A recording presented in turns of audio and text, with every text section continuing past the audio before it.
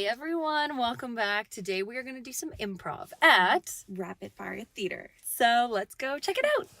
Hi everyone, my name is Joey Lucius, and I'm the Academy Director at Rapid Fire Theater. Thank you so much for sitting down with us today. We're super excited to chat with you about all of the things. Okay.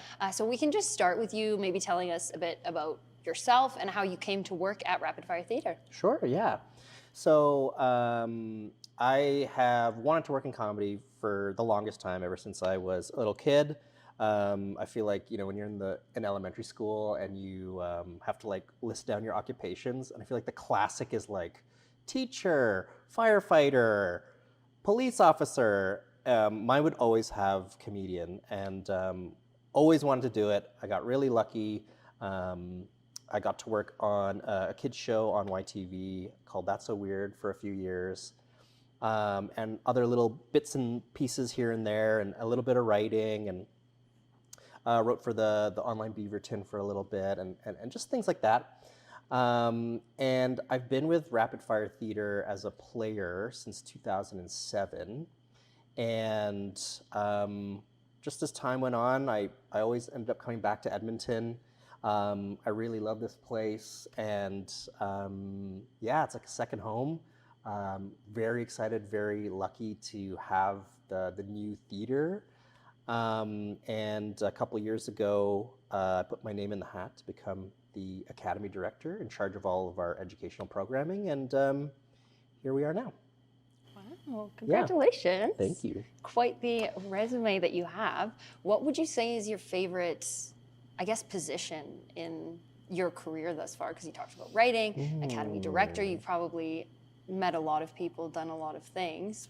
Where's your, I guess, happy place? And being a player, you're on stage, so they're all kind of different. They are all very different, and something I didn't mention is my formal background is in education, so I've kind of comboed and smushed together education and performing to carry out this role as the Academy Director.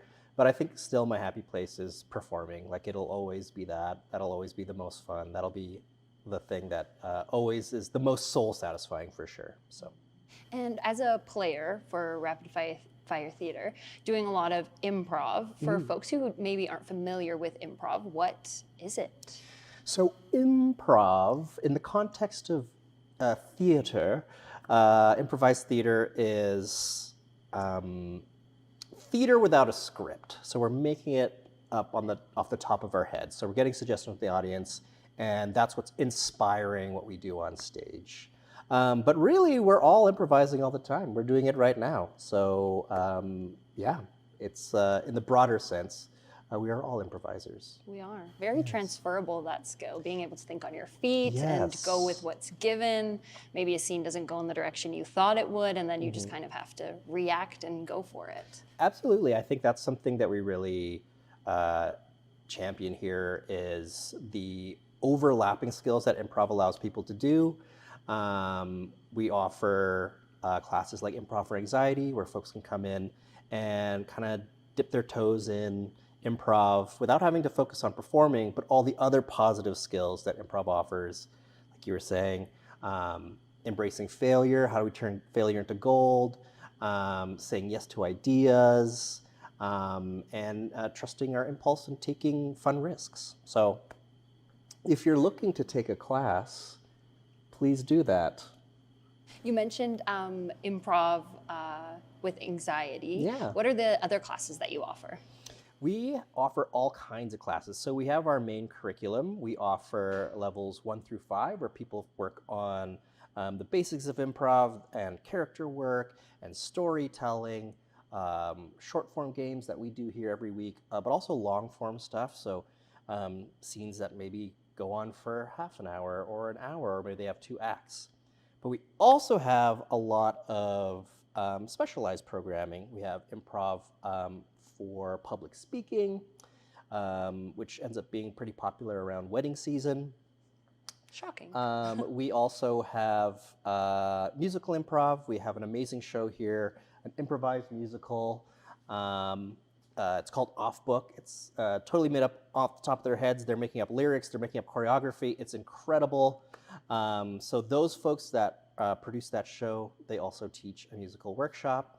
And we have tons of youth programming now. We are running a spring camp this year. We're running summer camps for kids ages 6 all the way to 18. We also have a homeschool class that started last year. Rochelle was Pretty awesome. homeschooled. Oh, right Yeah. on. Yeah, it is like one of my favorite groups. And they participated in our festival, our wildfire festival. And they did really, really well. For the first time they ever did the Nose Bowl, they were fantastic. I was so impressed, so proud of them. Aww. Yeah. Why do you think it's important to have a space like this in Edmonton? Why do I think it's important to have a space like this? I believe what we offer is a really accessible way to get into theater. I think it's a great stepping stone. Obviously, a lot of what we do is comedy, but some of the stuff also works with other kinds of storytelling, other genres. There's so many different things you can see here. So I think in terms of what we offer on stage, it's really unique. I believe that Rapid Fire Theater is one of the best improv comedy companies in the world. And when I think of in Canada, and I think of all the amazing people that we meet from across the globe and across the country, they always compliment us on all the amazing things that we're doing here. So I think we're very lucky in Edmonton to have something like this to call our own.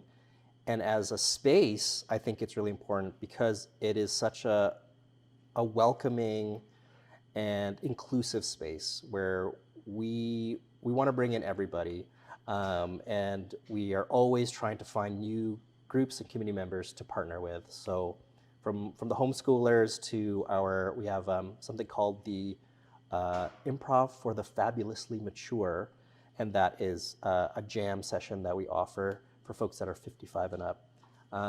And they are such a hoot. That's also one of my favorite classes.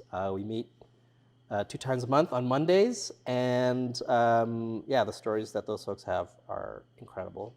So yeah, it's such an important gathering place for the community, I would say. I love that you're creating a space, no matter the background, no matter the age or anything that people might view as a hindrance. I'll say it's not, but you know how sometimes you're like, oh, I can't do that. I should have started that way back when, or I should have done this years ago. Oh my God, yes, Yeah. absolutely. I like working with that group. One of our students in that group is working on a PhD at the age of 75 or something. wow. And I think it's just really inspiring that it's never too late to do anything, which I think is really, really, really awesome. I think so too. Coming back to you a bit more, I know you had said like starting in comedy and that whole idea. How do you think improv has helped maybe your comedy skills? Is that a fair question? Does that make sense? I mean, one of the big things that it's given me is the ability to be comfortable in failure. I think, when I think of how you succeed, how you learn, that doesn't happen without failure. And I think improv has taught me to fail fast so that you can get closer to success more quickly. So I think that's something that has really helped in terms of improv skills. And I think just learning to trust my gut, trusting my impulse when I feel like something makes sense and is right. I try to follow that first, and then make adjustments as I go along, and to be open, to be flexible, and know that I can't plan anything. I can control very little, and to just go with the flow. What do you think makes, I don't want to use evaluative languages, but I guess a good improviser, or what skills do you think folks should be willing to play with in order to maybe have the most success on stage? I think there's a lot of things. I think different improvisers bring different skills, but I believe that being generous, being thoughtful, playing with the person on stage, so playing outside of yourself, listening to your scene partner, trying to make them look good. I think those are the best improvisers. When I see improvisers that can manipulate a whole scene and make everything work because they're just thinking about what everyone else is doing, that's blows my mind when I see improvisers like that. What's the most rewarding part of your journey so far? That one is much easier. It's just seeing people succeed. I think as an educator, I love seeing my students succeed. As a performer, I love seeing people succeed on stage. You know, every year we bring in a batch of rookies here that join the company, and I love seeing them succeed. And seeing that joy when adults come in and they realize what we're doing here is we're just messing around, we're just goofing around, we're just playing, really. We're playing games. A lot of times, like summer camp games. And clicking in, that click in people's brains when they realize they haven't played in a long time. And seeing that unfiltered joy is always so satisfying. I love taking or teaching a level 1 class because you get to see that rediscovery, that joy. So I would say that's the most satisfying thing. And where do you hope to see Rapid Fire Theatre in, say, 5 years? In 5 years. So I would love to see Rapid Fire Theatre complete our second phase of renovations. So right now we have all of this beautiful space. The theater is complete. Our lobby is maybe lacking a little bit of accessible furniture. That would be great to get. But the big thing that we're missing is downstairs. The basement is completely unfinished. And we would love to turn that into classroom space so that we could host more programming for the community, as well as a secondary, smaller playing space, again, so we can offer more programming, but also we can give other members of the community more opportunities to perform right here in our awesome theater. Not specific to Rapid Fire Theatre, but what would you say is the best piece of advice you've received throughout your life? Season your pasta water. I love it. It changes everything, and especially if you eat pasta on the daily like me. Now I'm realizing it's probably not great for my blood pressure. I think it's good for you. I think I read a thing that this girl was like, I once met an Italian lady and she said, you can eat pasta every day as long as you only have lasagna once a week. And that's like how I live my life. That's a great way to live an old it. Italian woman that I read through like Twitter or something. That's where I need to go. I need to just like cut down from my current like lasagna 2 times a day. There you go. To, what did you say? Once a week, I think she Oh, said, that's yeah. not going to happen for me. That's Live not your gonna life. happen for me. It's Yeah, fine. thank you. Thank you. Thank you for sitting down with us. Of course. Thanks for having me. I'm really excited for you folks in your program. Well, awesome. I love that there's a variety. We're going to, we're going to start this with like some warm-up stuff that all the skills that go into the warm-up exercises relate nicely to the performative side of things. But it's also fun and goofy and should be, a place where we just kind of get those, we just start working those muscles and we have fun. So the first game that I want to do is a really, it's a classic game, and there's always like a version of this anywhere you go. It's really simple. I'm going to start with a rule and I'm going to keep adding on to them. But the beautiful thing is you always have something to go back to, which is this idea of whoosh. So what we're going to do, yes, there's some people that know, that's good. So we're going to send around this imaginary energy ball all the way around the circle, and everything's going to have an action and a verbalization. So this one's going to, the verbalization is whoosh and the action is this, and it'll go in that direction. I invite you to, like, if your arms are crossed or in your pockets or scratching something, just put them to your side and kind of get into like a volleyball ready stance. Like you're like alert, you know what's going around you. And we're gonna start over here and we're gonna see how fast we can get around. Whoosh. Whoosh, whoosh, whoosh, whoosh, whoosh, whoosh, whoosh, whoosh, whoosh, whoosh, whoosh. Awesome, okay. Let's see if we can go even faster the other way. Whoosh. Okay, better. I like it. Very good. This one is called If I pass it over here and you're feeling sassy, you don't want to give it to me. Yeah, and then it's going to bounce back and it'll go in the opposite direction. So we just got whoosh and whoosh. Whoosh.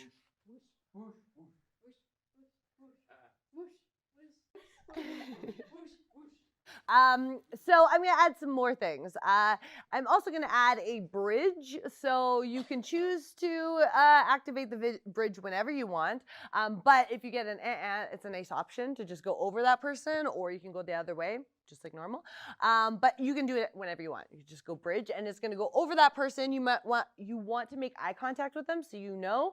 And this one can trip us up because we might be anticipating the whoosh, but try not to anticipate it. Try and be as present as possible because you could get a bridge at any point. Okay, like this bridge.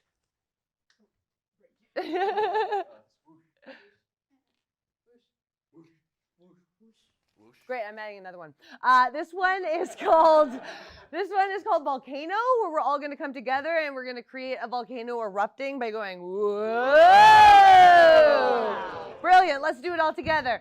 Volcano, whoa! Whoosh! But the idea is now we can play with anyone in the circle. So you want to make really clear eye contact with who you're sending it to.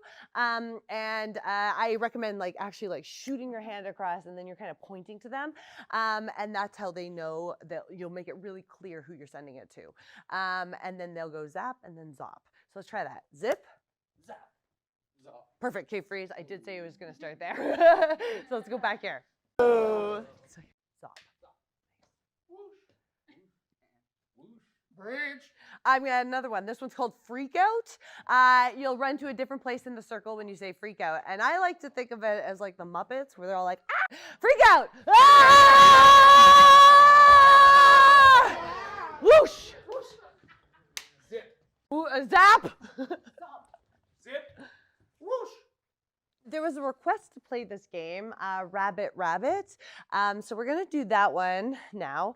How it works is we always start with the same ritual because improv is a cult.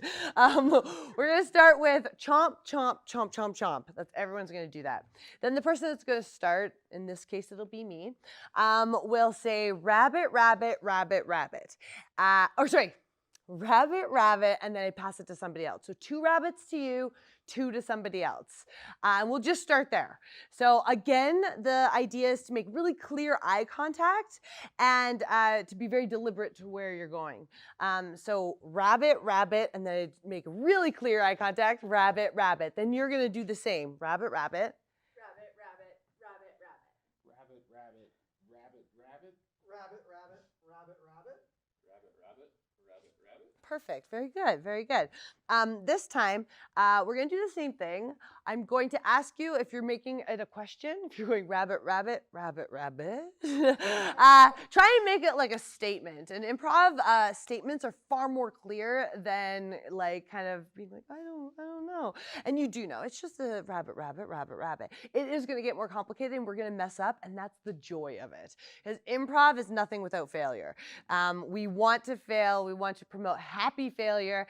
And our job as improvisers is to make everyone else look good.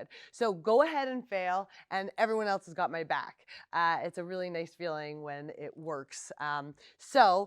Let's also try and speed it up a little bit before I add the next layer. So let's start it all together again with chomp, chomp, chomp, chomp, chomp. And let's see if we can build up the pace a little bit, okay? Chomp, chomp, chomp, chomp, chomp. Rabbit, rabbit, rabbit, rabbit. Rabbit, rabbit, rabbit, rabbit.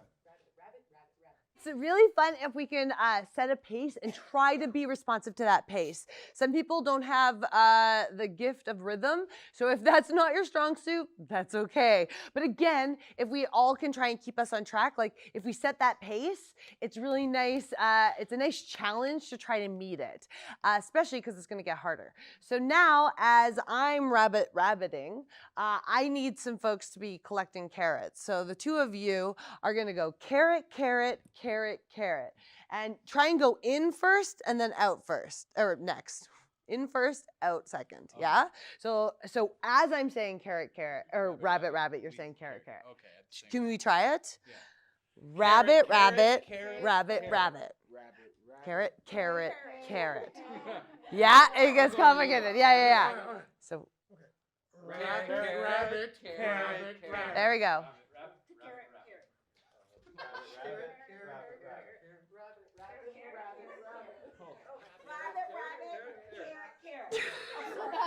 Applause! The other game that was the warm-up that was requested, and is my favorite, so I never skip it, is a Martha. How it works is somebody's going to go in the center, and anytime you're in the center, I want you to treat it like the stage. And all that means is you have to treat it with respect, you have to commit when you come in, and everyone else has to be aware that this is a vulnerable and sometimes scary place. So if we're in this spot, other people should be looking at how they can come in and support best. Our natural instincts is to be in our head and think about how we're going to do if our choices are great. But the best thing you could do is just jump in and help whoever is in here. And brilliance is going to come in and out, but it won't be like you can't just sit on it and try to figure it out, or else your opportunity is going to like go by. So I'm going to come in. I'm going to say I am and give a blank. So for instance, I always start with this example as well. I am a tree. In some places, they call this exercise, I am a tree. Then somebody else is going to come in and add something to this tree. Sure. So I am a dog. Great. And we're going to have one more person join. I am a bird on the tree. Beautiful. Now I'm going to choose one of these two to stay. I'm going to keep a bird. Okay. So Shelly and I will go back. Give a bird. And now we're going to try to go as far away from tree and dog peeing as we can, okay? So what else goes with a bird? I am the bird poop. I am the National Geographic guy filming this bird. I'm a Home Depot employee. I'm the guy who just kicks down the door. I'm the keep door kicking guy. I'm the Kool-Aid. I am the Kool-Aid man. Oh yeah. I am the Kool-Aid man. Oh yeah. I'm the hot girl in the Kool-Aid commercial. I am an auspicious glass of water. Like, who are we talking about? Awesome. Let's take a seat. We're going to transition into like more performance-based stuff. And again, I will walk through walk through all the games, and yeah, we'll go from there. What I think is maybe we'll start with a freeze. How we do freeze is I'm going to take like maybe half of us so that we can all get like the sense of this game. We'll have like half of us, and we're going to stand in a line on the stage, or like a semicircle, about no farther than like here. And you'll be able to see there's kind of like a line that indicates where we should be standing. We don't want to stand too far away because not unlike the Martha, we want to be able to easily access the stage quickly. So we'll have like a bit of a semicircle here with half of us, and two performers will start doing a scene. You want to give it a little bit of time. You want to give it maybe like, I don't know, like a minute-ish, maybe not that much, but you know, you'll kind of have a good sense. We want to know like what the scene is about, who the people are, and what where we are, sort of thing. And at any point, somebody in the back line can say freeze. The two actors that are in here are going to freeze their positions, and then one or two people can come and take them out, and we're going to see a new scene inspired by the positioning, but it's not going to be the same scene at all. So let's get about 8 people up, and don't worry if you haven't played it. We'll try and mix it up so people that have played it are playing with others that haven't. So let's get 8 people up, please. 1, 2, 3, 4. You'll play if you are in this one, you'll be in the next one. So 1, 2, 3, 4, 5, 6, 7, and one more. Yay! Awesome. And yeah, so like I said, those 3 things that I kind of mentioned are like our platform. So we're thinking about like stories. Oh, this is so funny. It's half the audience here. If you don't mind being like a normal audience and spreading yourselves out so that we're not performing over here, that'd be fantastic. Awesome. So yeah. Typically, we want to kind of give enough space for the performers to establish our platform, which is where we are, who we are and what the scene is about. That way we get to do a little bit of a scene, then we freeze. Yeah, 1 or 2 people can tag out. Whoever said freeze should probably be the first one to start the scene. They'll make the first offer and try not to make it a question. If you do, it's fine, but it's more generous to come in with a statement versus a question. So ideally, we want to be making big choices so that it inspires people back on the back line.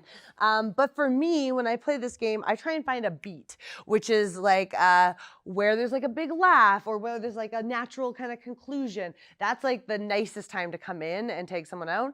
But again, there's a lot of people that are brand new. Don't worry too much about that. Mostly, we want to just be physical and switching up the scenes. Make sense? Yeah. Oh. It's a beetle. It's a nasty beetle. Crikey, I've never seen a beetle like that before. Me neither. I'm sure it's poisonous.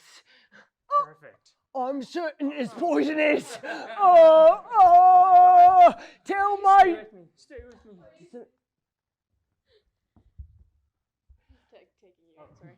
You're doing great, honey. Just keep pushing.